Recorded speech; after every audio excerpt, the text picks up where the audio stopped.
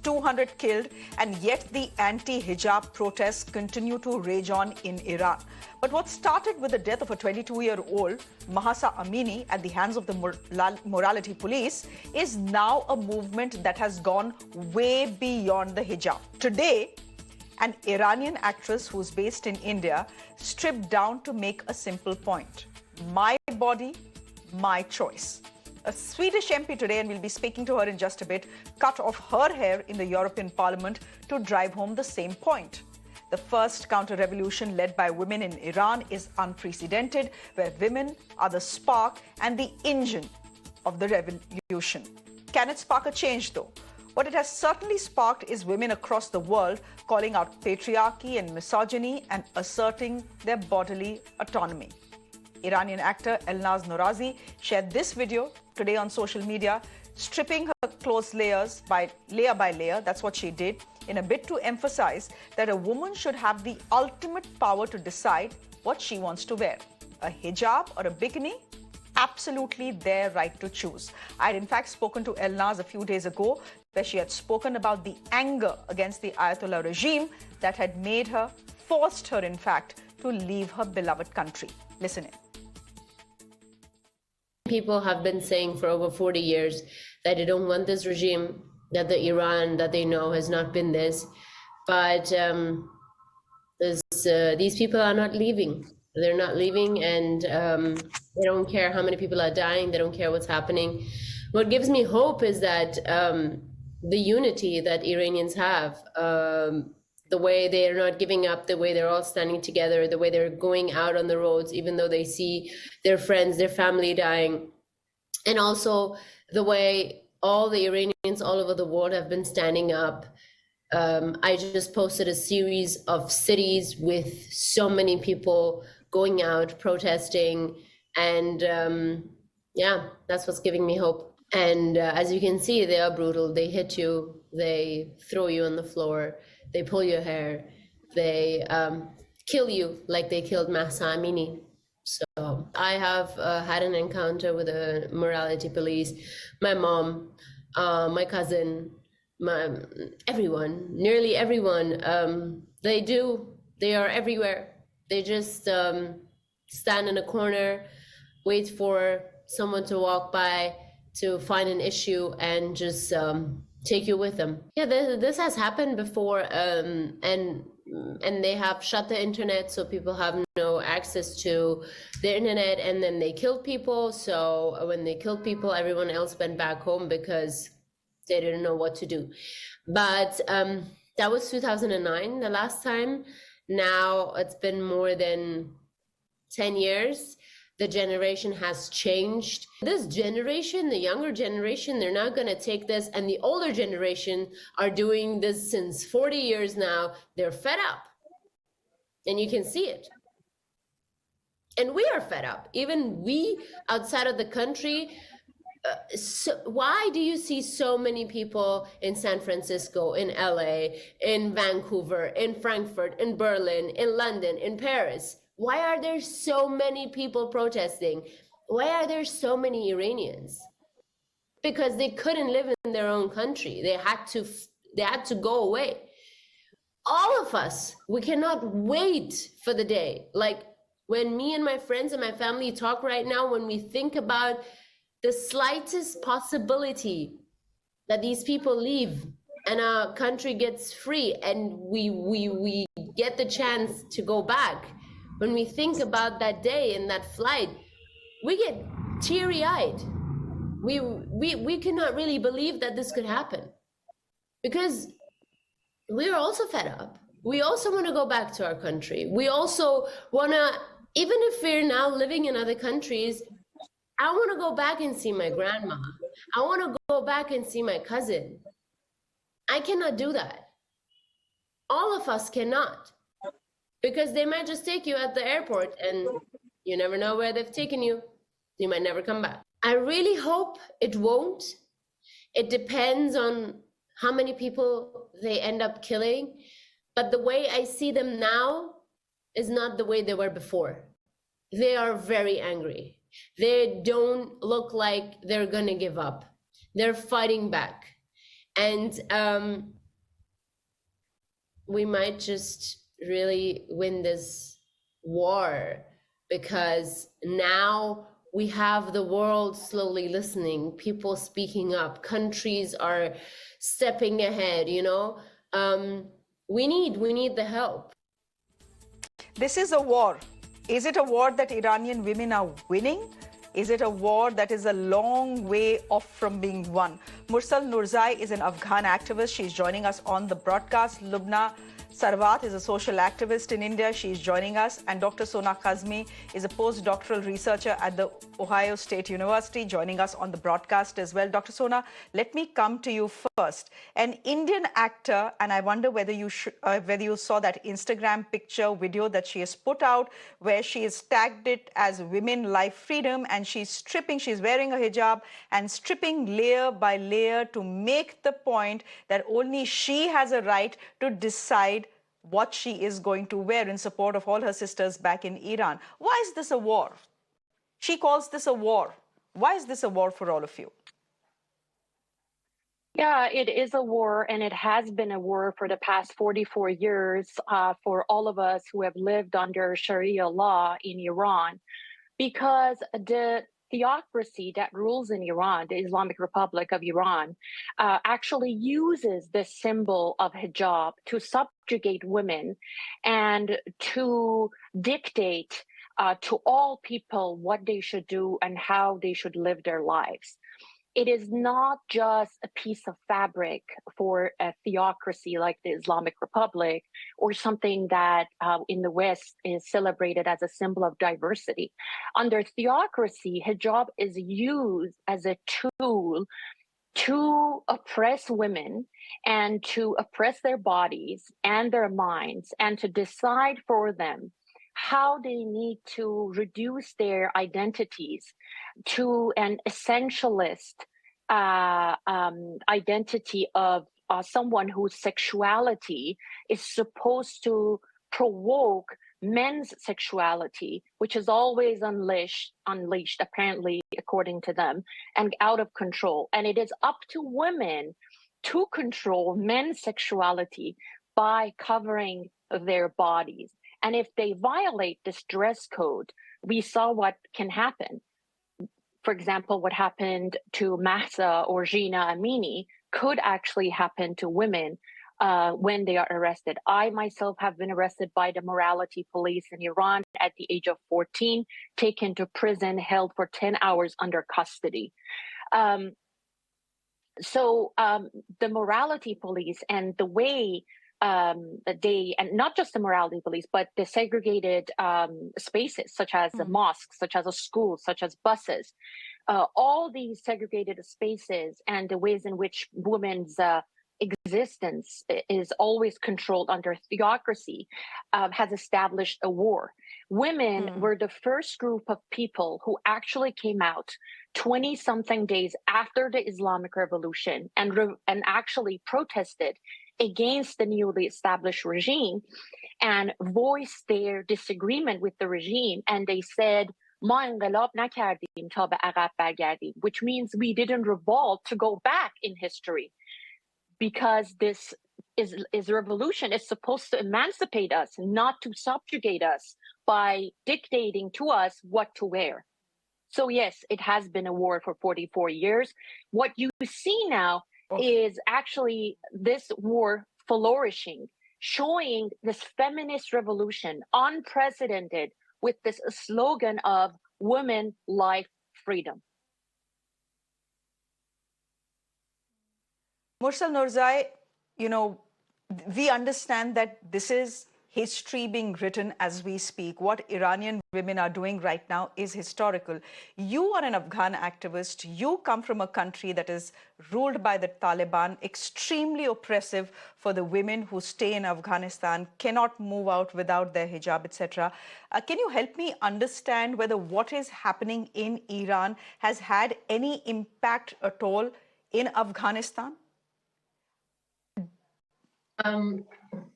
Well, a lot of Iran is our neighboring country, and we share a lot in common, whether it's our culture or the language or history. The pain is not unknown to the Afghan woman. Yes, it has an impact.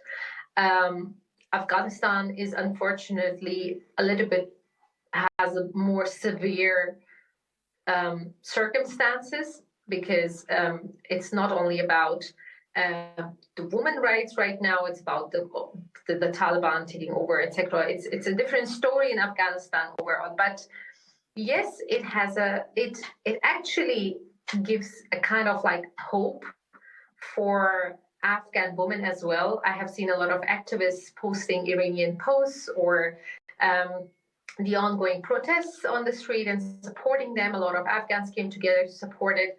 And again, it's not about imposing certain clothing on women. Let's not take this, make this religion as these extremists does it, right? So no one is saying that we hate hijab. It's just the exposing of certain clothing on women to mentally suppress them. So it's not. It's the social media has enabled the whole world to come to in a very same level. Like everyone is aware what's happening globally because of the social media. So when a woman in Iran and in Afghanistan are sitting at home and has a similar skills and can be a great singer, or can be a great model or an actor, or a stage performer, and they're not allowed to take those professions and make a career out of it, have an earning, go and get an education, go to the universities, because they're restricted not only because of these clothes, but mentally they are suppressed and said you have certain limits. There's so many limitations for women around the countries like Iran and Afghanistan. Sure. That people cannot, like the woman cannot breathe openly, and that's the main problem. Like killing women in the name of the way they clothe. That's something that mentally is just and frustrating. Lubna, come in here. It's very clear with what Dr. Sona is saying, what Mursal is saying, is that what is happening in Iran, the revolution, the rebellion, call it what you may, has gone way beyond the hijab. I want to ask you where you stand. I understand that you yourself are a hijabi. You wear the hijab. All people like Mursal, like Dr. Sona, like the Iranian actor in India who has stripped down to a bikini from a hijab is saying, hey, this is my body and I have a right to wear what I wish to wear. So just let me be. Where do you stand on that? With I appreciate what our Afghan friend and Iranian friend and the person in India from Mumbai. See, I have been very clear and vocal in my stand, and I really my solidarity is both with the Iranian women and also with the Afghan women, because I am on the Twitter very vocal condemning the Taliban for what it is doing to 50% of its population, where they are not allowed to study. By God. And also in Iran, you kill a woman because you don't want to see her without a scarf. By God, is that a moral police? Is that an immoral police? Why? Please stop calling them moral police. They are an immoral police. And who is giving them the sanction? Who gives them that sanction that they are going to oversee as to whether a woman is covering her hair or not? See, if you are coming from the religion side, I'm not basically touching the religion side now, but coming basically to our human rights and in our society, we cannot tell a woman that you are going to cover. Similarly, you are not going to tell the woman that you have to cover. This is our society, how it should be. The human freedom. And why you thought, Lubna, then help me understand Help me understand why. Look, I wonder whether Mursal and Dr. Sona are aware of this, but there are a group of schoolgirls who have gone to India's highest court to say they should be allowed to wear the hijab inside their schools and inside their universities. Look now, then why do you support those girls? Yes, see, the other day a very famous journalist also tried to ask me this, and he had rushed away. He escaped from what I was trying. He did not answer what I was telling. See, what I am telling is, when I am being asked, then when you're supporting these women's freedom to not to wear a scarf, then I am being asked, then why are you not opposing the scarf? Opposing the hijab. See, there is so much of difference in these two. I told them very clearly, I am, of course, opposing 100% the imposition of any hijab or any clothing against the woman's wish. I am 100% clear in my head and heart about this. The point is that you cannot force a woman to do what you think is right. If she feels she's comfortable without a headscarf, period, nobody on the earth should abet. Similarly, the tragedy that is happening and uncovering by the so-called immoral and heinous policy of Taliban, which prevents 50% of its population from studying and empowering and being an educated woman. And similarly in Iran, such educated and lovely women, and you can't tell them what they are supposed to wear. So I'm very clear. See, please understand, I will not oppose hijab. I will not oppose scarf. Never, because that is some woman's choice. It is a part of a woman's apparel. Who am I to question it? But I will oppose the imposition of hijab. Or the compulsory forceful removal of hijab. Okay, but Dr. Sona, come in here. As someone who grew up in Iran, is the hijab ever a choice? It can be conditioning, but is it ever a choice? No, it's not. I actually completely understand what other activists are saying, and I sympathize with them.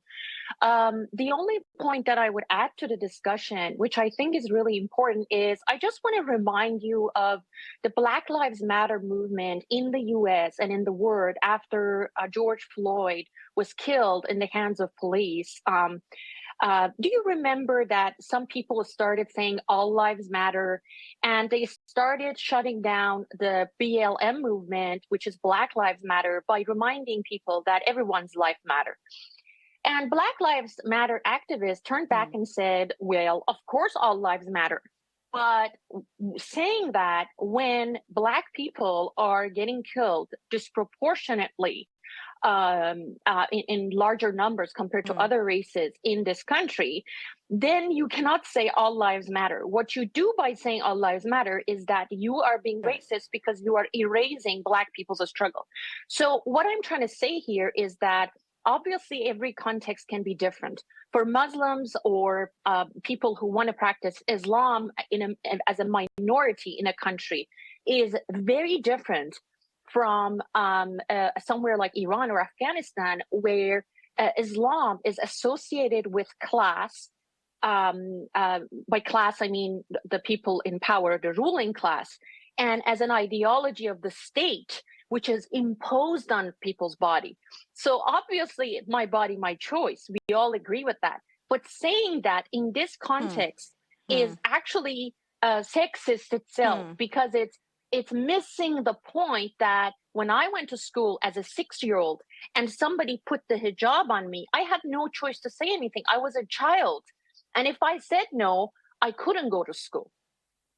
So it is like saying, it is like in a segregated society, like a Jim Crow law, like saying if you're Black, you can't go to school unless you go and change the color of your skin.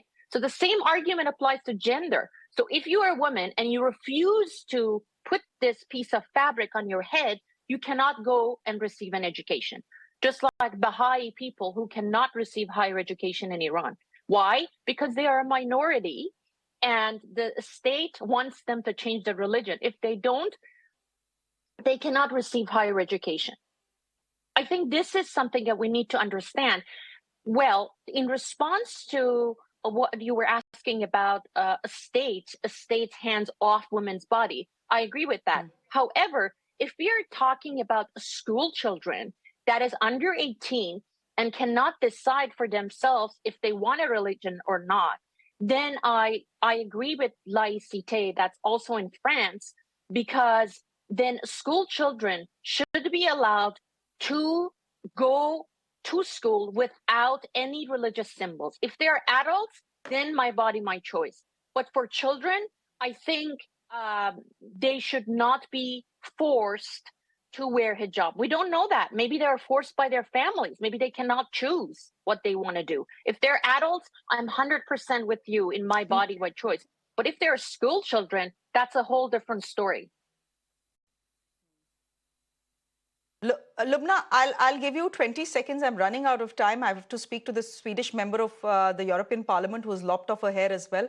But respond, respond to what our friend from Iran is saying. She has a very solid and a very, very valid point.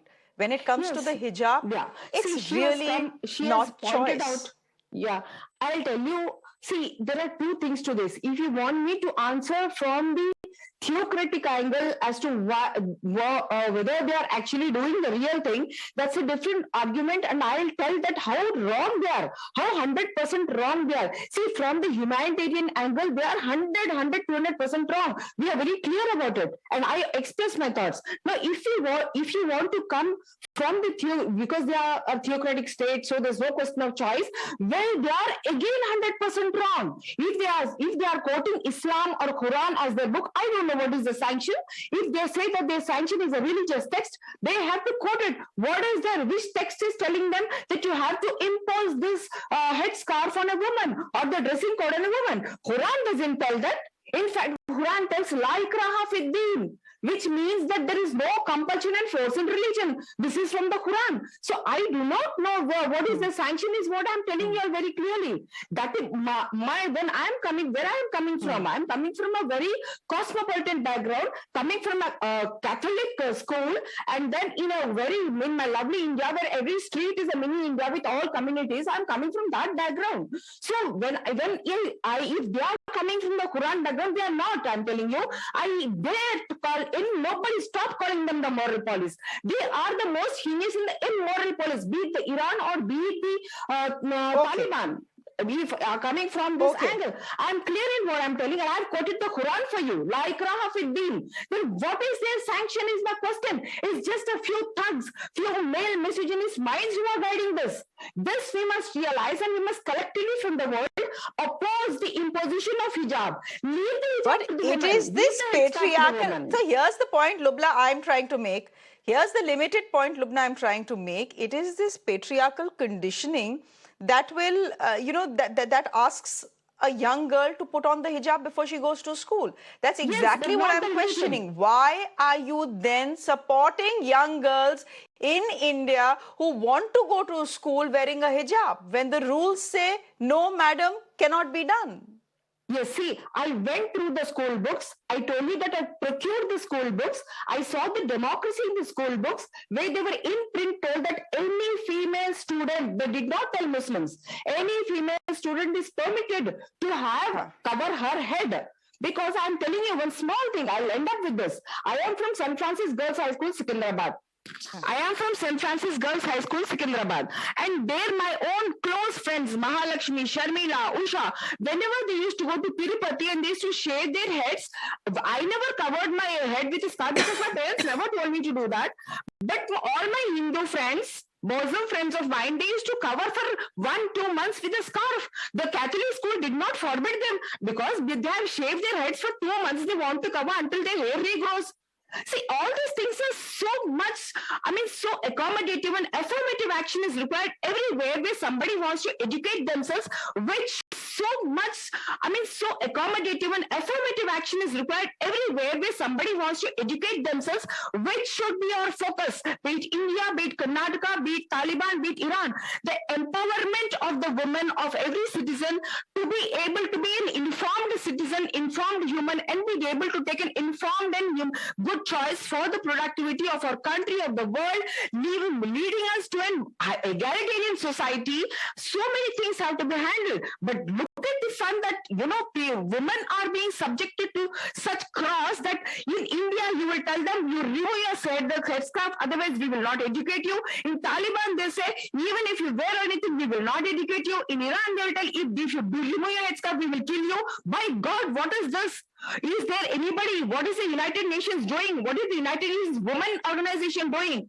What are all these? Why Indian women Lubna, before I wrap this, before I wrap this discussion, first things first, no one is telling the girls that if you wear a headscarf, you'll not get education. The rules in the school were very clear in the Indian context that the parents had been told specifically that the girls will not be able to wear hijab in school. They were coming without a hijab and then they suddenly decide to wear the hijab. So someone clearly has told them to do it because for 3, 4, 5, 6 months they were perfectly fine coming to school without the hijab. Mursal, would you want to come in here? And I mean, the context that we are seeing in Iran is different from what we are seeing in Afghanistan, is of course very different from what we are seeing here in India as well. But again, help me understand. You've heard the argument that Lubna has made rather articulately. I'm again continuing to insist to Lubna that the hijab is never a choice. You may think it's a choice, but it's not really a choice. That's not really a choice, but that. There's actually a lot of. Wait a minute, just a minute, Lubna, let Mursal come in with a word as well, because I'm running out of time. Mursal, please go ahead. It's actually that's actually true. A lot of the things that we as a human or as a child, as a newborn, we do not choose where we are born, right? So we have to understand this, that if someone is born in a Muslim house or someone is born in a Hindu or a Christian, in today's world where we have a very globalized mindset, or we pretend to do so, unfortunately, still now we do not have the choice as a woman to decide. And let's take a step back. We do not get the opportunity to even learn where we are born or what is our. So if it's a child and you impose certain things, whether to go to the church or to a mandir or to a mosque, that child will do because you're born in that house. So you're not given the freedom to look at the world with an open eye and choose what you want as an adult, right? So imposing anything to children is something already setting their minds for future, how they're going to perceive their lives in future. This actually, and unfortunately, I feel a little bit, even here, we have to look at the way men dress. And I have nothing, like I have no problem in the way men dress. Anyone can dress the way they want. But why Muslim men are allowed to wear jeans and shirts and half sleeves or half pants or shirtless in a swimming pool, and not the Muslim woman if they want to not do hijab, right? So if men can choose, women can choose as well. So why is that the religion, and I'm Muslim myself, and the religion is always, I always say it's between human being and the God. It has nothing to do with how I dress up. Of course, if someone wants to dress up and cover themselves, it's their choice. But at least let them educate themselves. What does it mean to be born Muslim? What does it mean to be born Hindu? Or what does it mean to be born Christian? And what are their other options in the world? It's very important to educate children when they are still children, that the future of the world lies in their hands. Okay, Mursal, we'll leave it there for the moment. Lubna, thank you very much for joining us, and Dr. Sona. It was good to chat. It was just good to chat and hear from women all across the world on what they think is happening in Iran and whether it can have an impact. As I said, unprecedented what is happening in Iran, where women have become the spark and the vehicle of a revolution. Thank you very much. Another remarkable woman